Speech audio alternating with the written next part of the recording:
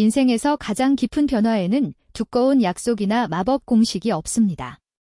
그들은 우리가 자신을 발견하고 가지고 다니는 단순하고 신중한 진실에서 침묵으로 태어납니다. 종종 우리를 갇히게 하는 것은 숨겨진 지식의 부족이 아니라 명백한 지식을 무시하는 것입니다. 사람의 궤적은 소란으로 자신을 다시 쓰지 않고 한 번에 하나씩 조용하고 일관된 단계로 스스로를 다시 작성합니다.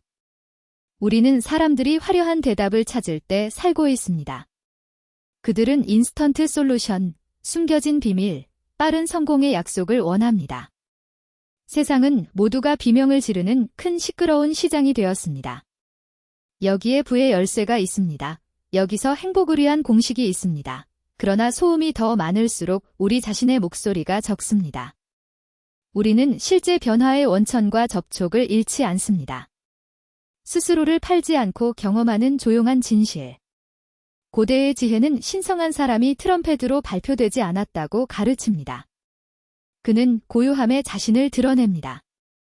우리가 하루가 끝날 무렵, 기억의 순간 동안 눈을 감을 때 말하는 것보다 더 많이 듣는 법을 배우면 침묵은 명확성의 문이 됩니다. 그리고 인생을 변화시키는 것은 명확성입니다. 현대 사상가들은 이 아이디어를 확인합니다. 예를 들어 빅토르 프랭클, 빅터 프랭켈은 의미가 하늘에서 떨어지지는 않지만 우리가 일상생활, 가족에 직면하는 방식으로 자신을 드러냅니다. 데니얼 코너먼은 덧붙였다. 우리의 마음은 소음에 산만해지고 필수 요소를 잃어버린다. 우리는 그들이 반복적 인주기로 우리를 수감하는 방법을 깨닫지 않고 자동으로 결정을 내립니다. 나는 성공의 비밀을 찾아 몇 년을 보낸 남자를 만났다. 그는 화려한 타이틀책, 쉬운 강화를 약속한 과정에 돈을 썼지만 그의 삶은 그와 같은 후에 돈을 썼습니다. 나이가 많은 주인이 그에게 말할 때까지 비밀을 찾아라. 작은 사람을 소중히 여기기 시작한다. 침묵을 듣는 법을 배우십시오. 처음에 그는 조언을 무시했지만 시간이 지남에 따라 그는 경험했으며 처음에는 처음으로 그의 삶이 움직이기 시작했다고 느꼈습니다.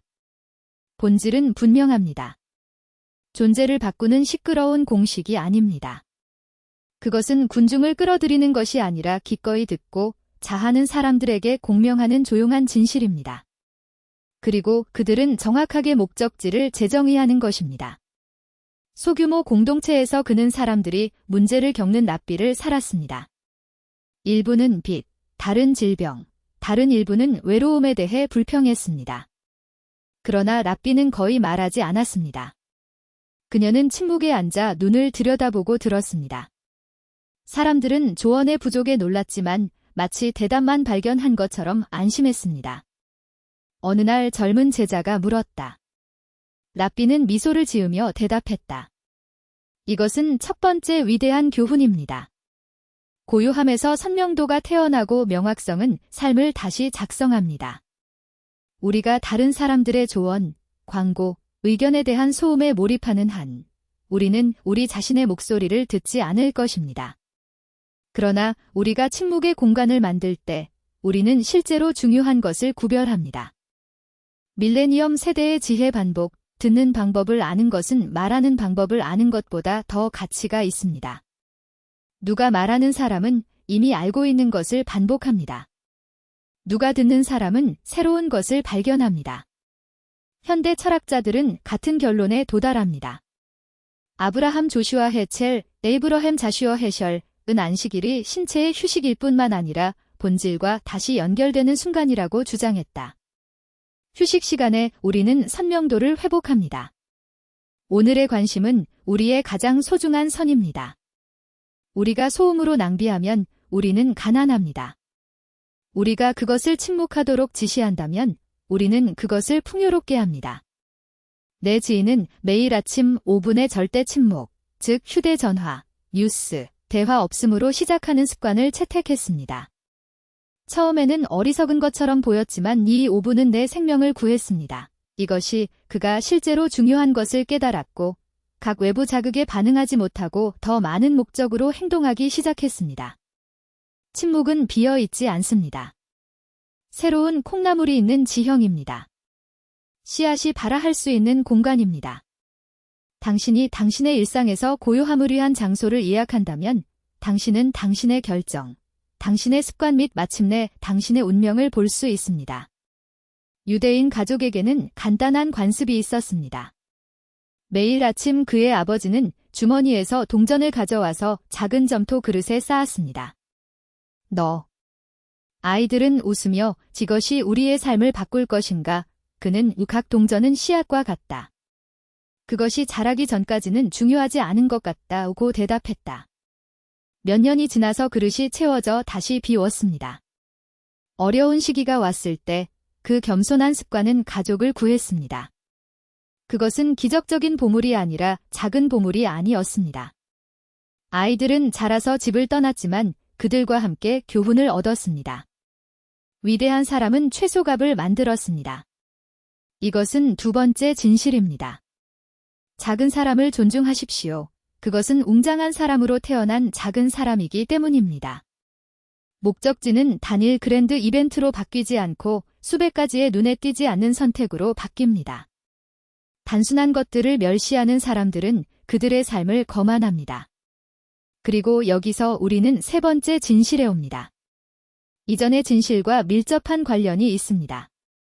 습관은 보이지 않는 자본입니다. 우리는 인생의 과정이 일자리를 바꾸고 마을 이사, 결혼하는 것, 큰 결정으로 정의된다고 생각합니다. 사실 그것은 매일 반복되는 습관입니다. 현대 연구자들은 이것을 습관 루프라고 부릅니다. 표시, 행동, 보상. 습관이 스스로를 통합할 때 그것은 의식적인 노력을 요구하지 않습니다. 그것은 우리에게 행동합니다. 그것이 긍정적인 습관이라면 그것은 침묵의 동맹국이 됩니다. 제임스 클리어는 삶의 궤적을 바꾸는 것이 작은 습관이라고 썼다.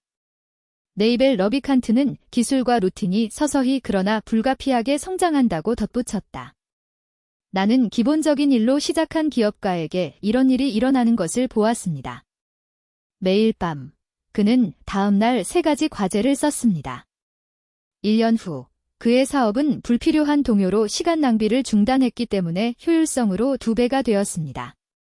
내가 만난 또 다른 사람은 잠자리에 들기 전에 3가지에 대해 감사하기 시작했습니다. 이것은 그녀의 재정 상황이 직접적으로 바뀌지 않았지만 그녀의 세계관을 바꾸었다. 두 번째와 세 번째 진실은 다음과 같이 요약될 수 있습니다.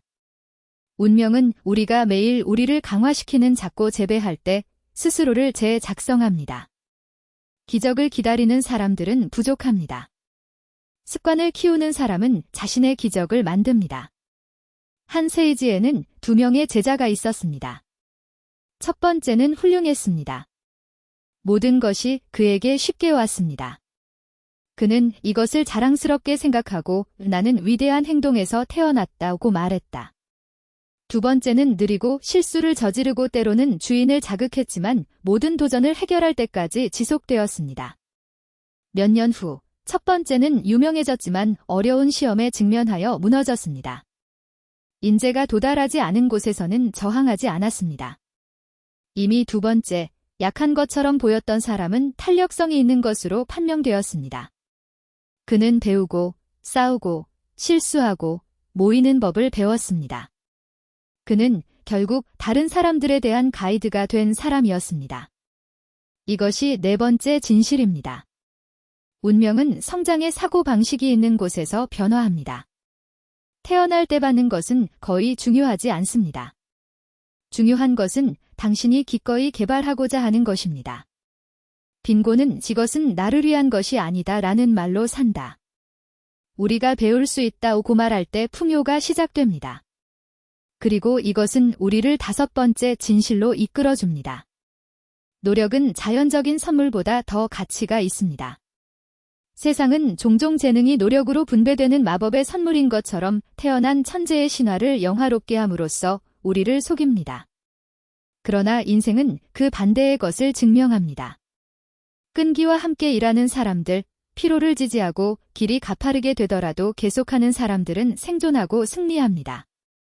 밀레니엄 세대의 지혜는 결코 떨어지지 않는 것은 영웅이 아니라 매년 가을에 일어나는 사람이라고 가르칩니다. 이 문구는 깊은 것만큼 간단하게 운명을 변화시키는 열쇠를 유지합니다. 현대 심리학은 이 아이디어를 뒷받침합니다. 캐럴 덱은 이러한 성장 정신 현상을 불렀습니다. 기술은 헌신적으로 기술을 개발할 수 있다는 믿음입니다. 안젤라 앵젤러 더커스는 순수한 재능을 능가하는 열정과 인내의 조합인 그리트, 클로를 연구했습니다. 한 청년이 의사가 되는 꿈을 꾸었지만 입학 시험에서 3번 비난했습니다. 가족은 낙담했다. 포기, 그것은 당신을 위한 것이 아닙니다. 그러나 그는 더 많이 공부했습니다. 4번째 시도에서는 통과되었습니다. 오늘날 생명을 구합니다. 그의 길은 쉽지 않았지만 선물이 아니라 모든 것이 손에 키스한 많은 사람들보다 그를 더 강하게 만들었습니다. 교훈은 다음과 같습니다. 재능은 실패할 수 있고 상황은 변할 수 있지만 배우는 법을 배우고 지칠 줄 모르고 일하는 사람은 항상 상향 경로를 찾을 것입니다. 도시에는 이웃들이 과도한 것으로 간주하는 상인이 있었습니다. 다양한 신중한. 그는 높은 대출을 받지 않았고 위험한 사업에 베팅하지 않았거나 빠른 이익을 얻은 후에 도망쳤다. 그의 가게는 천천히 자랐지만 해결되었습니다. 당신은 결코 그렇게 부자가 되지 않을 것이라고 그들은 조롱했다. 한편 그들은 돈을 빌린 돈으로 차용자를 열고 유행에 투자하고 빚을 졌다. 위기가 도착하자 상점이 문을 닫았습니다. 어떤 사람들은 모든 것을 잃었고 다른 사람들은 마을에서 도망쳤다. 그러나 상인은 저항했다. 그의 작은 단계, 예약을 저장하고 책임을 져야 하는 그의 징계는 그를 무너뜨렸다. 그 이상, 폭풍 후, 그는 그의 기지가 달리지 않았기 때문에 더 크게 상승한 사람이었습니다. 이 이야기는 6번째 진실을 보여줍니다. 운명은 책임이 있는 곳에 스스로를 다시 작성합니다. 당신이 다른 사람들을 비난하는 한, 당신은 그들에게 당신의 삶을 통제할 것입니다. 그러나 내가 이것은 나의 선택이다 라고 가정할 때 변화의 힘은 탄생할 것이다. 7번째 진실은 이 원칙을 깊게 합니다. 행운은 반연약한 것을 선호합니다. 인생은 시련의 어느 누구도 아끼지 않습니다.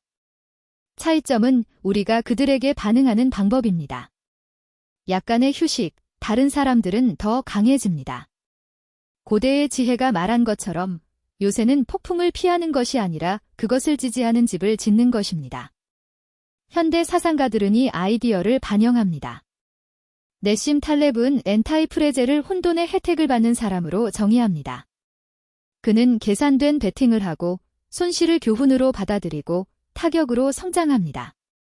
사이먼 사이넥은 다음과 같이 덧붙입니다. 나는 3가지 위기에서 살아남은 사업가를 만났다. 매번 나는 사업의 일부를 잃었지만 결코 모든 것을 위험에 빠뜨리지 않았습니다.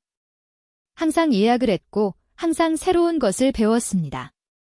지름길을 찾는 경쟁자들이 사라지면서 폭풍마다 더 강해졌습니다. 그러므로 6번째와 7번째 진실은 분명합니다. 누가 책임을 맡고 넘어져서 그들의 운명을 다시 작성하는데 더 저항하는가? 변명을 추구하는 사람은 남아 있습니다. 배를 배우고 지속하는 사람은 매번 넘어서 한 단계로 변신합니다. 매주 금요일에 밤에 작은 기적이 일어난 가족이 있었습니다. 작업이 중단되었고 전화는 침묵하고 돈은 중요성을 잃었습니다. 테이블에서 어린이와 손자가 모였습니다. 촛불이 밝아지고 노래가 노래를 불렀고 간단한 식사가 공유되었습니다. 그것은 풍부한 물품에 관한 것이 아니라 풍부한 시간에 관한 것이었다. 가부장은 우리의 힘은 우리가 가진 것뿐만 아니라 우리의 시간을 어떻게 지키는가에 관한 것입니다. 이때 우리는 정말로 살고 있습니다. 그 고요함에서 시끄러운 시장보다 충만함이 더 많았습니다. 이 장면은 8번째 진실을 보여줍니다. 시간은 가장 귀중한 운명의 운명 통화입니다. 돈이 회복되고 물체가 교체되지만 잃어버린 날은 결코 돌아오지 않습니다. 가난한 사람들은 돈을 생각합니다. 부자 시간. 9번째 진실은 이 아이디어와 관련이 있습니다. 필수 요소를 선택하십시오. 필수주의는 진정으로 중요한 것을 받아들이는 불필요한 사람들에게 거절하는 기술입니다. 우리는 수십 개의 과제, 약속 및 목표에서 흩어져 있었고 결국 중요한 것을 잃게 됩니다. 빈 공간을 귀중한 승리와 분리하는 방법을 알고 있습니다. 오래된 지혜는 모든 것이 끝나는 사람은 모든 것을 잃게 됩니다. 라고 경고합니다. 그렇기 때문에 셔바트는 멈추는 방법, 삶을 회복하는 방법을 가르칩니다. 현대 사상가들은 확인, 켈 노포어트는 깊은 작업에 대해 이야기합니다. 그레그 머쿄는 더 나은. 누가 메인 하베스트를 더 많이 만드는가 라고 덧붙였다. 아브라함 조슈아 해첼, 에이브러햄 자슈어 해셜은 시간은 사물보다 중요합니다. 시간을 유지하는 사람들은 자신의 운명의 소유자가 됩니다. 나는 의식이 간단한 사람을 만났다. 오늘의 첫 시간은 그에게만 해당되었다. 전화, 뉴스, 산만함 없음. 당신의 작품, 아이디어. 그는 집어내는 나를 부자로 만들었다 오고 말했다. 나머지는 결과였습니다. 8번째와 9번째 진실은 모호하지 않습니다. 시간을 존중하고 실제로 중요한 것을 선택할 때 운명이 변신합니다. 다른 모든 것은 소음이며 소음은 당신의 삶을 훔칩니다. 나는 이런 일이 계속해서 일어나는 것을 보았다. 감사를 키우는 사람들은 시련을 더 가볍게 교차시킵니다. 그들은 어둠 속에서도 빛을 보고 있기 때문에 고통에 빠지지 않습니다. 그리고 그것이 다른 사람들이 포기할 때 따라야 할 힘을 주는 것입니다. 10번째와 10번째 진실은 분명합니다. 장애물은 운명을 파괴하지 않고 감사로 인해 더 밝아집니다. 그들은 함께 생존하는 데 도움이 될 뿐만 아니라 이전보다 더 커지는 데 도움이 됩니다. 12번째 진실은 가장 단순하고 가장 어렵습니다. 운명은 변화하지 않습니다. 다음까지 1시간. 그것은 당신이 그것을 깨닫지 않고 반복하는 조용한 선택에서 매일 자체를 형성합니다. 기적을 기대하지 말고 오늘 믿지 마십시오. 오늘의 단계에 대해 책임을 지십시오. 고대의 지혜는 거의 충실한 사람은 거의 충실할 것입니다. 라고 가르칩니다. 매일 다른 이야기를 쓸 수 있는 빈 페이지입니다. 어제 만약 당신이 불평을 했다면 오늘 당신은 감사를 선택할 수 있습니다. 어제 소음이 지나면 오늘은 침묵을 선택할 수 있습니다. 어제 시간을 낭비한다면 오늘은 보물로 보관할 수 있습니다. 현대 사상가들도 같은 생각을 반영합니다. 해군 러비칸트는 성공은 은행에 대한 이자로 축적되는 작은 결정으로 이루어진다고 말했다. 그레그 머쿄는 다음과 같이 덧붙입니다. 네심 탈레브는 다음과 같이 회상합니다. 7번째 진실은 이것입니다. 목적지는 기회가 아니며 매일 선택합니다. 그리고 오늘 바로 선택을 시작한다면 내일의 인생은 또 다른 삶이 될 것입니다. 이제 한 프레임으로 모든 진실에 합류합시다. 침묵은 명확성을 나타냅니다. 작은 단계와 습관은 기초를 만듭니다. 성장과 노력 정신은 앞으로 나아가고 있습니다. 책임과 반자극은 탄력성을 줍니다. 시간을 존중하고 필수품에 집중하십시오. 장애물은 발걸음이 되고 감사는 길을 열어주며 매일 아침 어떤 목적지를 결정할 것인지 결정합니다. 이것을 현실로 만들려면 오늘 미니 플레인으로 시작하십시오. 1. 침묵을 잠시만 앉아서 소음 없이 자신의 말을 듣습니다. 2. 작은 발걸음을 내딛습니다. 동전을 유지하고 아이디어를 적어주십시오. 감사합니다. 3. 중요한 일을 위해 1시간을 예약하십시오. 나머지는 기다리십시오. 4. 장애물을 적고 물어보십시오. 그가 나에게 무엇을 가르쳐 줄 수 있습니까? 이 제스처는 최소화하지만 역사를 다시 작성하기 시작했습니다. 기억하십시오. 당신은 약하지 않으며 당신은 단지 침묵의 진실의 힘을 잊었습니다. 그들은 소리를 지르지 않고 박람회에서 팔지 않지만 사람을 자신의 삶의 소유자로 만듭니다. 오늘 가져갈 진실을 선택하십시오. 새로운 목적지를 향한 첫걸음이 될 수 있습니다.